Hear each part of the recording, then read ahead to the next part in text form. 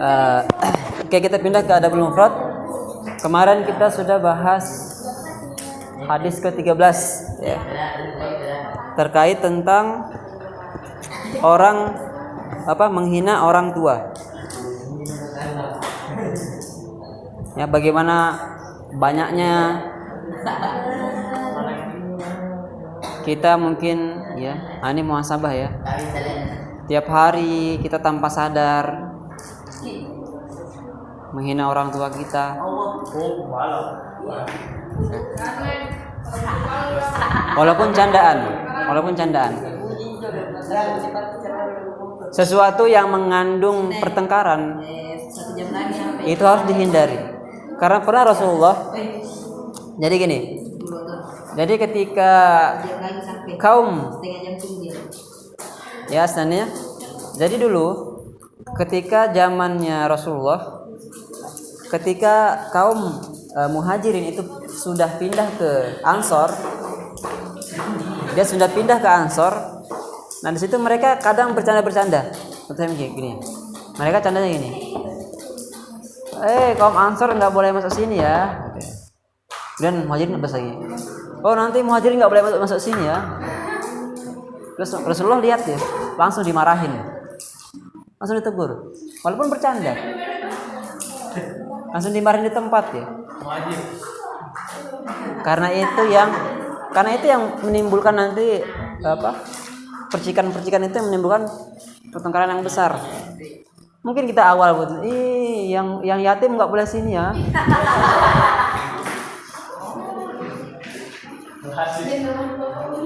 Nanti memang bercanda awal, nanti jadi berantem beneran. Jadi nanti orang tua di sini sana gitu. Apalagi nanti yang botak nggak boleh kumpul sini gitu. Apalah gitu ya. Kalau di sini apa? Yang kelas 1 di sana, nggak boleh sini, nggak ikut.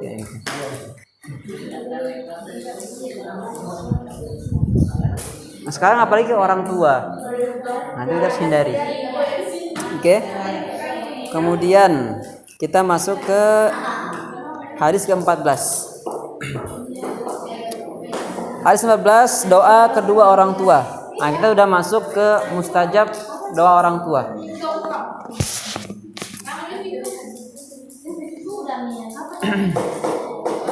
Saya pernah berbincang dengan salah satu orang tuanya orang lah ya. Orang tuanya orang. Jadi saya bertamu habis lebaran gitu ya.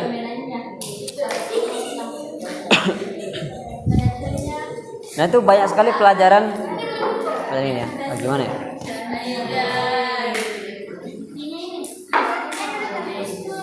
Ini pernah saya cerita belum ya? Jadi ini jadi ada orang tuanya akhwat ya. Jadi di rumah itu ada orang tuanya akhwat ya. Atau seangkatan saya lah gitu ya. Adik saya pertama ke rumahnya.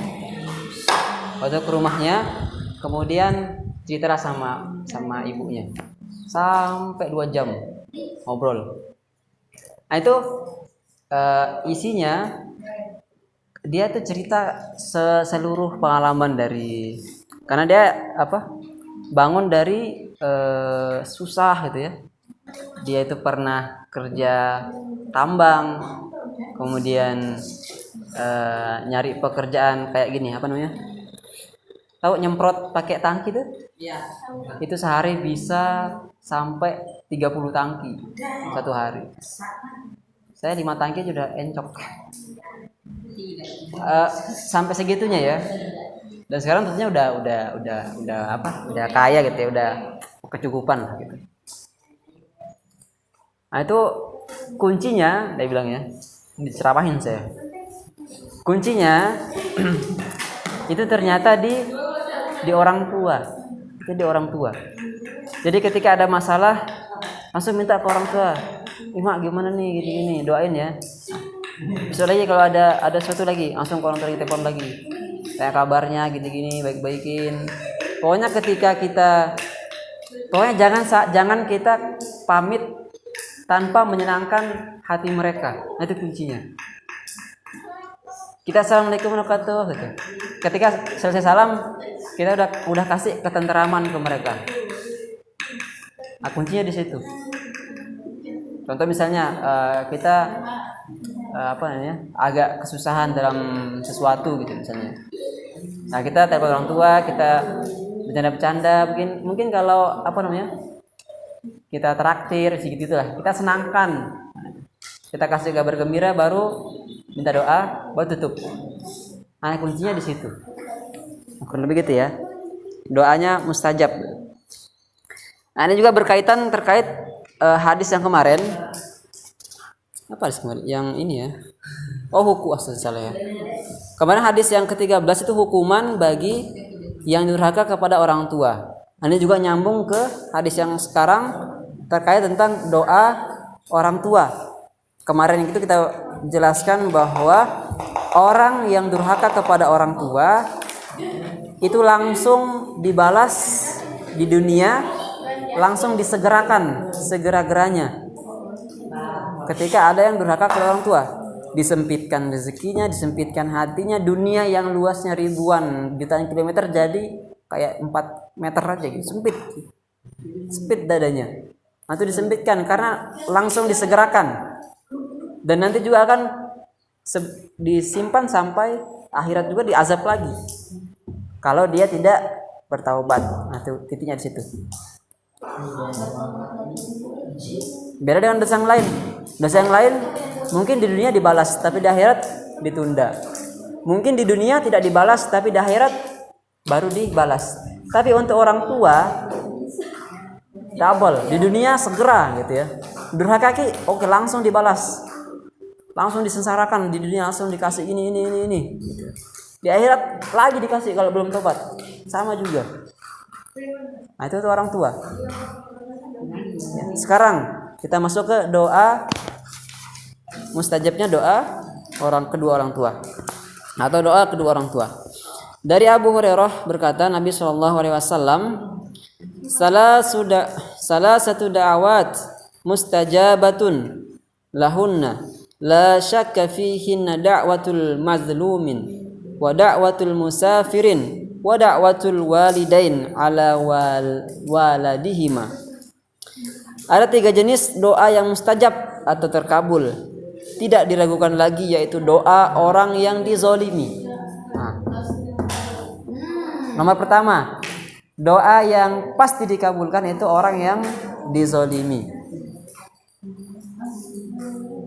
Kalau misalnya sebenarnya kalau orang paham ya, atau orang yang berilmu, ketika dizolimi itu kesempatan di situ. Kesempatan. Misalnya dia dizolimi apa? Ya, kamu nggak usah ikut sini, sana. Langsung doakan.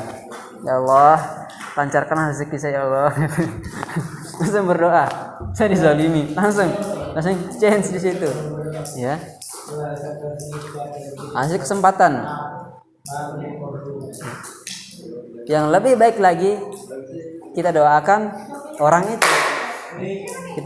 itu. Nah, supaya menjadi lebih baik. Karena mustajab, ya. Nah, itu dakwah yang paling luar biasa ya. Kita dizolimi. Misal kalau sekarang itu para DPR lah ya. DPR menzolimi rakyat dengan korupsi. Semua terzolimi. Otomatis rakyat terkabul doanya toh. Nah, di situ kita kesempatan. Kita doakan mereka agar agar menjadi lebih baik. Ya, kita doakan. Itu dakwah. Itu dakwah yang dalam sebenarnya. Kan kita mau DPR yang bagus. Ya, otomatis rakyatnya juga harus mendoakan mereka.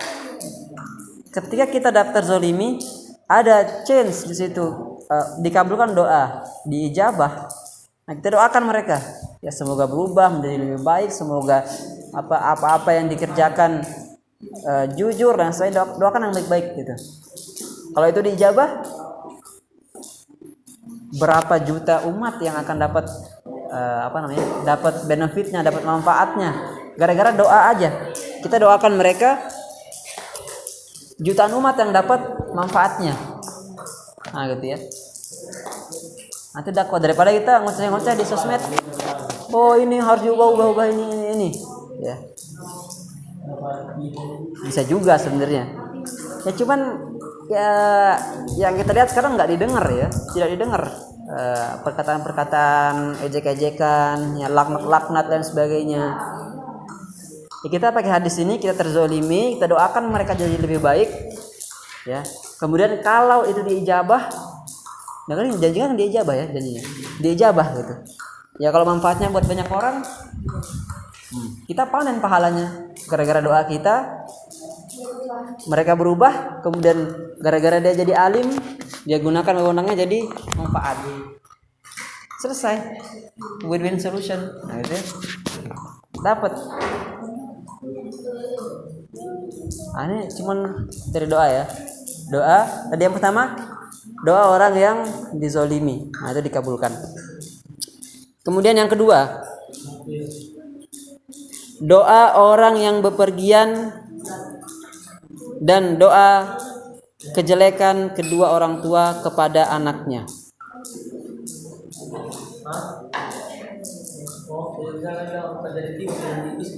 Ya bisa jadi. Makanya doa orang tua ya. Yang kedua doa orang bepergian dan doa kejelekan kedua orang tua kepada anaknya. Doa kejelekan kedua orang tua kepada anaknya. Ini luar biasa ya. Rasulullah tidak bilang doa kebaikan orang tua kepada anaknya, tapi kejelekan. Maksudnya apa?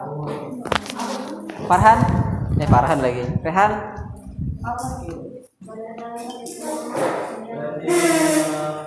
Idris yang rapi, yang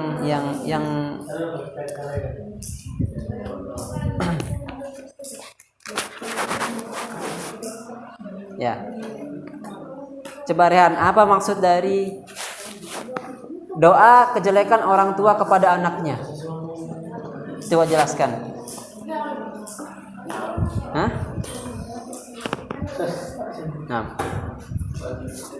Doa kejelekan orang tua kepada anaknya.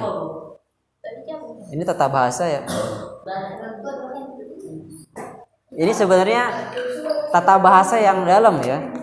Kenapa Rasulullah bilang kejelekan bukan kebaikan? Itu mengerikannya orang tua. Ya. Itulah mengerikannya orang tua. Maksudnya itu orang tua doa kejelekan aja dikabulin. Apalagi kebaikan. Sama kayak itu ya maksudnya. Itu kata paling rendah. Tahu? Paling rendah. Apalagi tidak. Apalagi yang paling tinggi. Saya nggak mau gitu. Misalnya disuruh beli sayur di pasar. Itu kan paling rendah ya. Ini Rasulullah bilang doa kejelekan orang tua kepada anaknya. Itu kan di bawah juga. Sesuatu yang kayaknya nggak mungkin, kalau kita yang doa mungkin nggak dikabulin gitu ya. Kan kejelekan. Tapi dikabulin. Apalagi kebaikan. Itu lebih lagi. Lebih tinggi lagi. Itu maksudnya. Paham ya? Nah ini juga nih calon-calon bapak, calon-calon ibu misalnya. Nah ini penting juga. Jangan sampai keluar dari mulut kita ke anak kita itu sesuatu yang buruk. Karena dikabulin nanti gimana? Kalau kamu nih bodoh sekali. Udah selesai.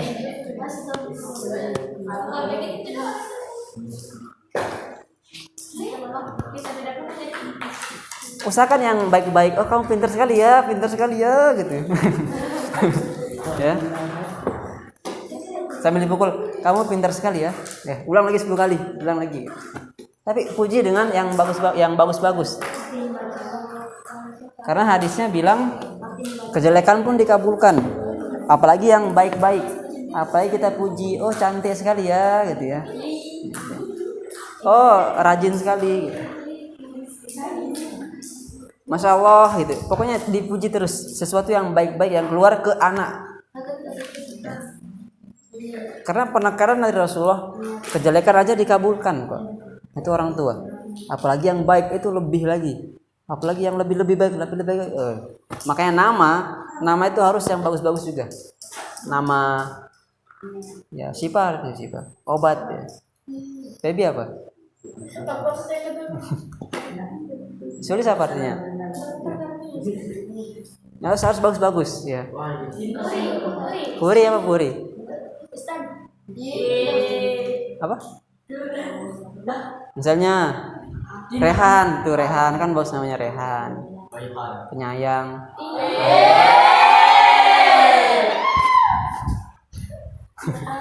Misalnya Imam. Imam apa Imam?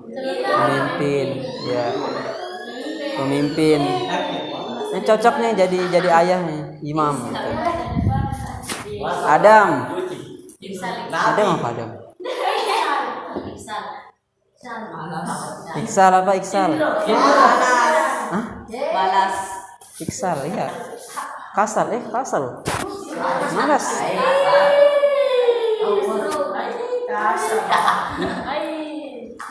Apa Iksal? Atau ada ininya? Coba tanya ke mamanya. Kalau usahakan gini ya, kalau nama kita artinya tidak bagus, itu usahakan ganti aja. Apa kok? Ganti. Nama itu kenapa ada nama kita? Kenapa dipanggil Sipa? Karena dikasih. Tanda. Karena persetujuan masyarakat.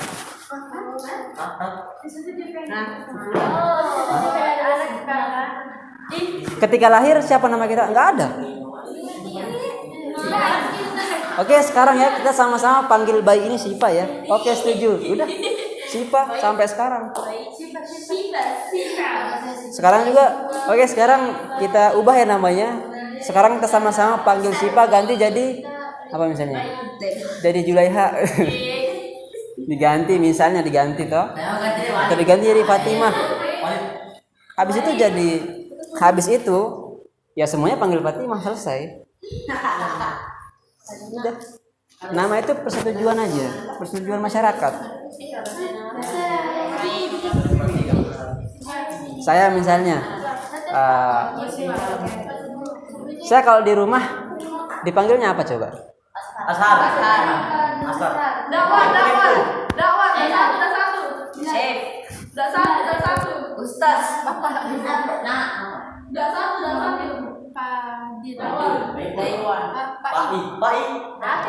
Dai. Oh ya, Kalau di rumah saya dipanggil dai.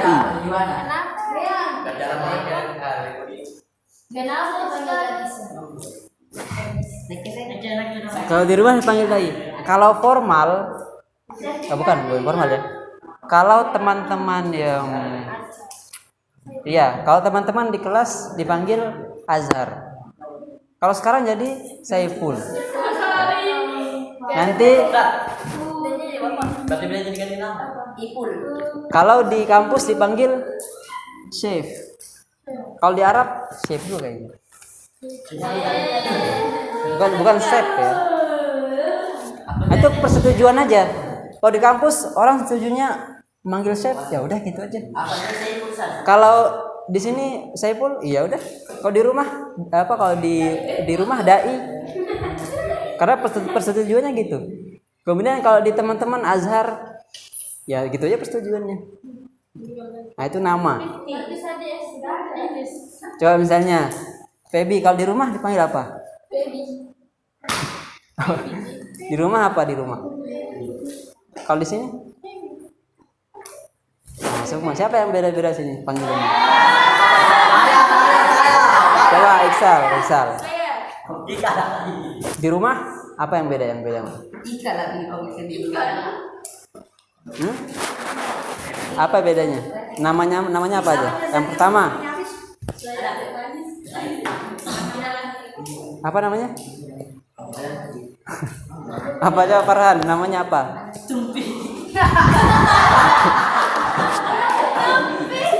Nama apa itu? Nama dari mana? Maksudnya di mana disebutnya di rumah? Biasa di rumah. Tumpi. Kalau Rehan apa Rehan? Apa? Kambang.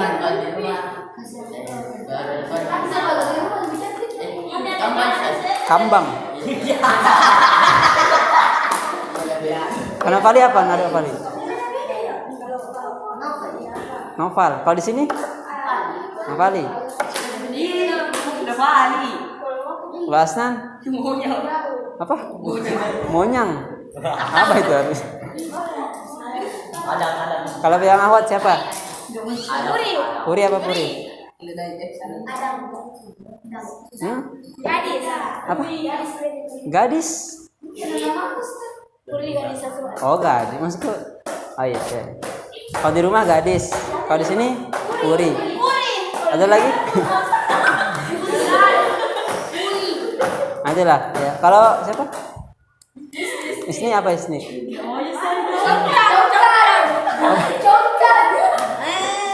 Congkang. Ah itulah ya. Ah itu nama. Kalau namanya artinya kurang bagus ya usahakan diganti lah gitu. Nama saya kok namanya gini gitu ya. Artinya kok begini gitu. Diganti. Tapi agak susah juga ya.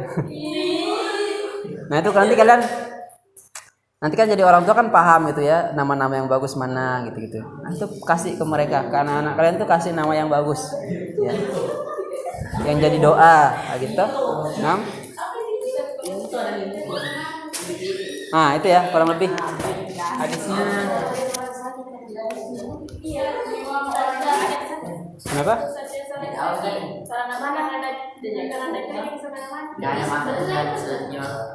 Itu khurafat. Nggak boleh.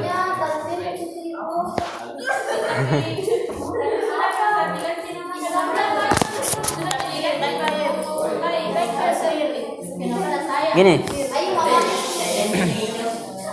Sebenarnya itu bisa apa ya? Itu sama kayak itu sebenarnya permainan dukun ya. Itu permainan dukun. Itu permainan dukun dan itu permainan juga permainan permainan otak atau permainan mindset. Orang ada kisah ya. Ini kisah sering disampaikan loh. Ada kisahnya tikus sama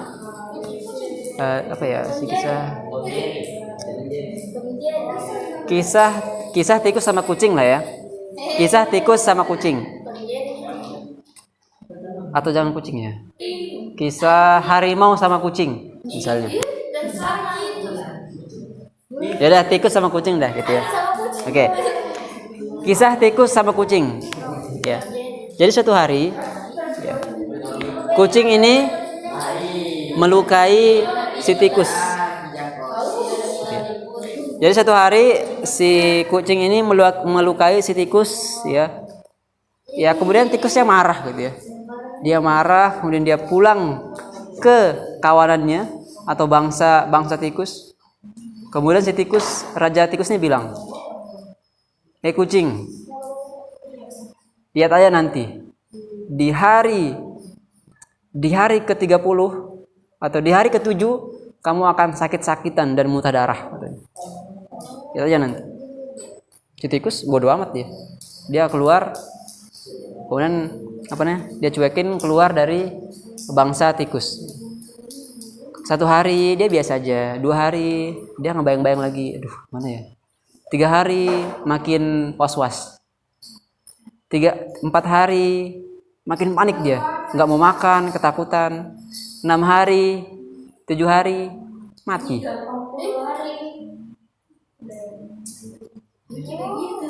Nah itu mindset, itu otaknya. Otaknya kucing dicuci dia. Dia ditakut-takutin, nanti 7 hari kamu akan gini. Sama kayak dukun juga. Nanti santet kamu ya. Santet kamu nanti hari ke-7 jam 12 muntah darah. Sebenarnya nggak ada apa-apa ya. Nggak ada dia punya ilmu-ilmu apa, nggak ada gunanya, nggak ada apa-apa sebenarnya. Cuman dia permainkan, makanya dia buat wajahnya serem, dia buat pakaiannya menakutkan supaya kita takut, supaya kita sugesti kita ketakutan itu, mikir nggak makan sehari 2 hari, ya jadi pucat. Nah itu penyebabnya, gara-gara itu sebenarnya. Sama juga tadi nama ya. Oh ganti nama ya supaya nanti kayaknya namanya keberatan deh, makanya sakit gitu. Karena itu jadi keyakinan, ketika ubah nama, jadi selesai nggak sakit lagi. Terus nanti akal-akalannya ketika ubah nama meninggal, oh itu takdir, selesai.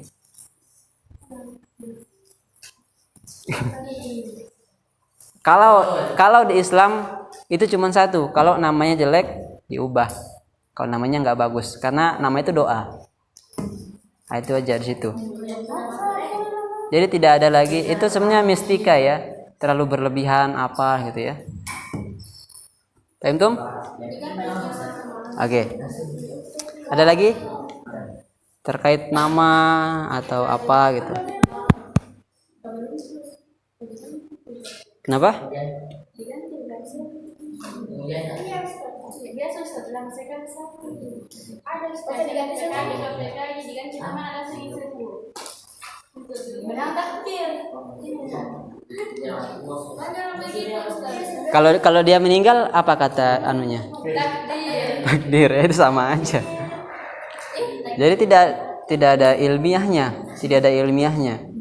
Kalau kita kaji ilmiah itu ke otak, sugesti. Tadi kayak dukun kita jelaskan toh, gimana caranya mereka biar orang ini sakit. Tadi kisah kucing sama tikus, caranya gitu, mirip-mirip sih. Sama juga bisa munculkan api dari apa namanya? Ada kan bisa kertas, itu kertas ditaruh di bawah, kemudian tiba-tiba nyala jadi api. Gimana caranya?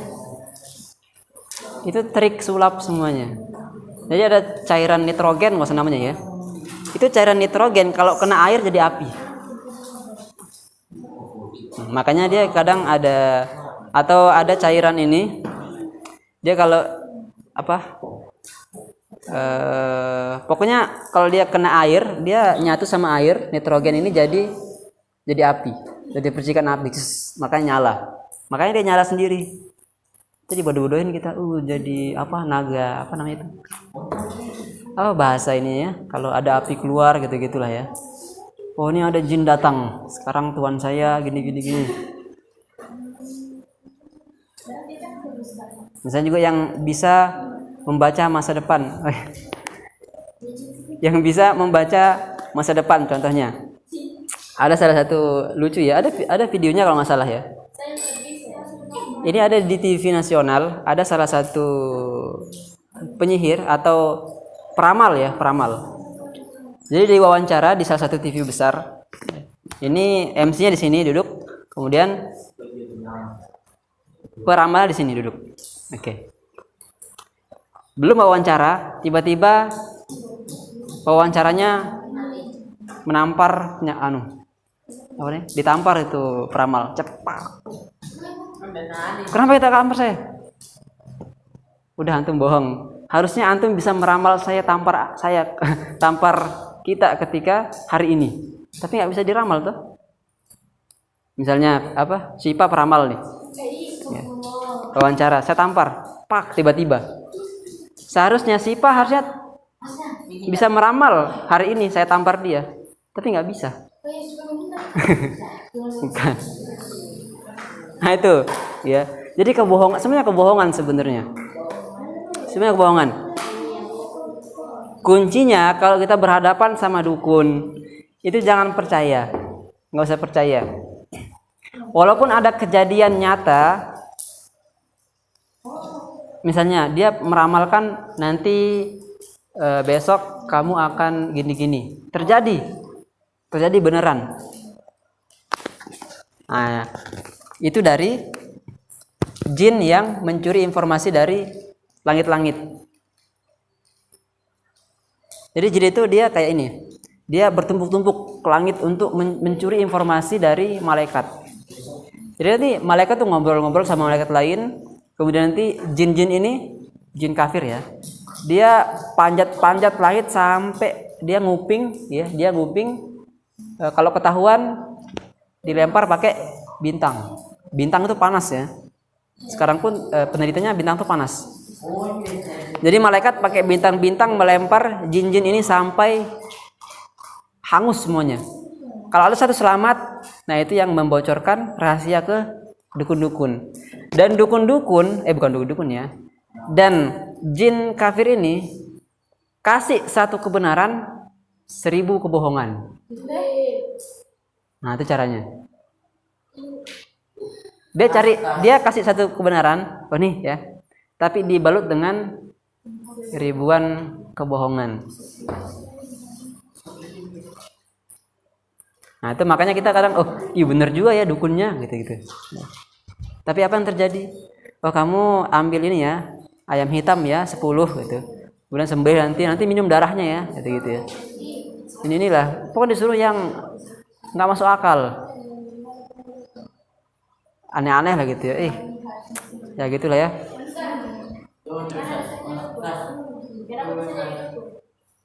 Kenapa bisa jadi dukun? Saya juga nggak tahu ya. Kenapa orang bisa jadi dukun? Biasa doktrin ya. Atau biasanya itu apa ya? Nggak ada uang biasanya. Bisa masalah uang sebenarnya.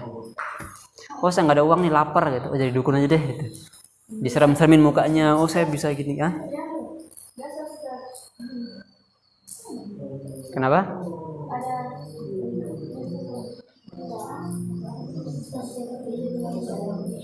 Ini tuh pernah kan yang itu jualannya. Begini geraman tanya bilang begini ada juga bisa ditahu siapa mana rasanya itu geraman inilah yang bilang orang sampai ekor ayam tidak bukan satu ekor ayam sama mau sama rokok lagi dibantu yang pasnya dipakai itu dikasihkan itu disuruh sini orang yang curigai yang pasnya dikasih itu orang curigai apa jadi katanya makasih bukan orang curigai.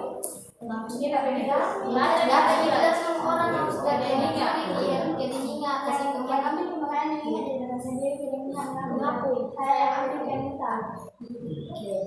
Berarti kita ada satu. Apa?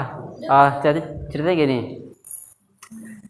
Ada nyuri di warung. Kemudian datang ke peramal.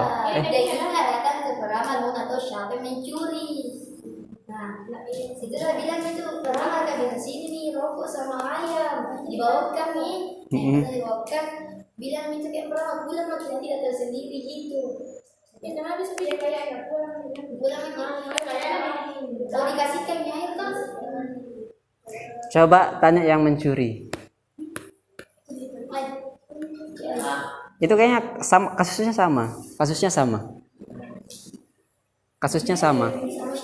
Maksudnya gini, sama kayak penjelasan tadi ya. Itu permainan kan dikasih minum yang mencuri, yang dicurigai itu. Iya. Itu permainan otak sebenarnya. Dimasak aja baru di ayam kita. Nanti datangnya seorang ini nggak pernah bukan dia. Iya, itu permainan apa namanya? Permainan apa namanya? Iya, permainan logika, permainan apa namanya? Astagfirullah. Ini juga ada ilmu ini ya. Kalau polisi juga punya ilmu gituan. Jadi ada kemarin kan bisa nadom ya. Kalau Iwan bisa kan nadom ya. Cuma sekarang berhenti ya. Itu ada di nadom keberapa itu kalau nggak salah. Jadi yang sampai kasusnya itu puluhan tahun ya. Jadi yang ini yang apa namanya? Yang pakai jaket itu, ingat ya, yang pakai jaket yang di jembatan tuh ya. Nah itu polisinya mirip-mirip juga gitu juga. Cuman dia enggak saya sering pakai kasih minum ya. Dia pakai gini. Oh, saya tahu di antara kalian itu saya tahu siapa yang mencuri. Itu udah permainan otak sebenarnya. Otomatis yang mencuri akan ketakutan. Apalagi di depan mata. Ini kalau minum. Oke, yang curigai minum. Nanti datang sendiri kok.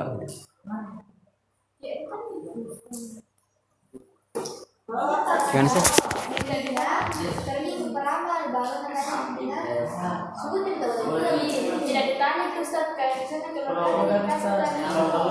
Oh, tidak tahu dia, tapi oh, terus datang sendiri.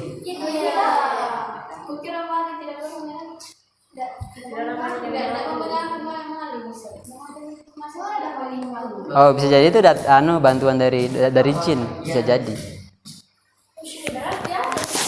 Iya, ada.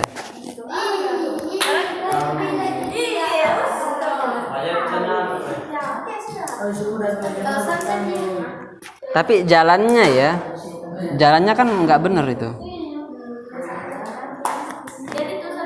Kita iseng aja nanya ke dukun itu 40 hari ke belakang hilang pahala sholat, iseng aja. Contohnya misalnya kayak di TikTok itu, oh hodam saya apa ya gitu. Nah itu kena juga, walaupun iseng. Apalagi memang ada kebutuhan, peramal apalah gitu ya. Tapi kita nggak tahu ya, itu kan cerita yang dikasih ke kita toh. Tahu kalian kejadian realnya gimana?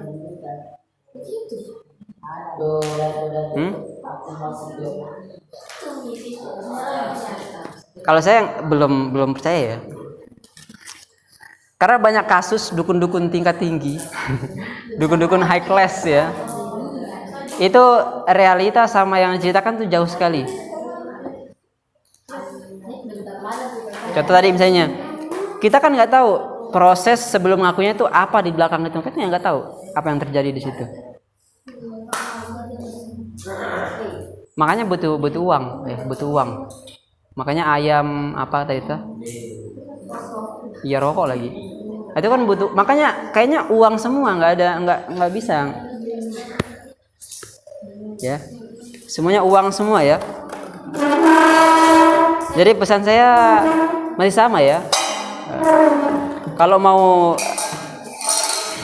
masalahnya banyak kasusnya tidak ada yang terbukti mistik gitu ya, nggak ada.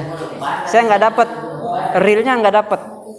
Kemarin itu yang ada 4 dukun di Jawa, itu mereka mau nyantet orang, dia pakai dia ledakin mobil orang, dia bunuhnya gitu. Tapi ketahuan. Mereka sudah rekayasa itu supaya jadi kecelakaan natural, tapi ketahuan juga sama polisi. Ketahuan juga. Tapi dia balut itu, oh saya nyantet itu, silakan datang ke saya. Nanti dia dibuat ceritanya beda lagi. Tadi kan dia kecelakaan toh, jatuh. Tapi dia yang sendiri ledakin tuh mobil. Nanti ketika beritanya muncul misalnya, oh ini kecelakaan nyata gini. Ketika masuk ke dukunnya, oh tadi saya santet itu, ya saya santet. Silahkan yang mau nyantet lagi ke saya. Tapi caranya gitu aja. Cuman itu dibalut dengan mistika. Ya. Paham ya? Ya. Itu jangan percaya gitu ya. Ketika kita percaya, kena kita di situ. Ketika kita percaya, kena psikologis, kita khawatir, sakit. Itu lebih enak lagi mereka datang dukunnya, kasih minum, ternyata racun, meninggal. Gitu. Intinya jangan percaya, itu aja. Mereka nggak bisa ngapa-ngapain kok. Oke? 6. Apa? Apanya? Alas ya? Ya, paham tum? 6. Oke, saya kira cukup ya. Semoga bermanfaat. Kita tutup dengan doa kafaratul majlis. Subhanakallahumma bihamdika, asyhadu an la ilaha illa anta, astaghfiruka wa atubu ilaik. Assalamualaikum warahmatullahi wabarakatuh.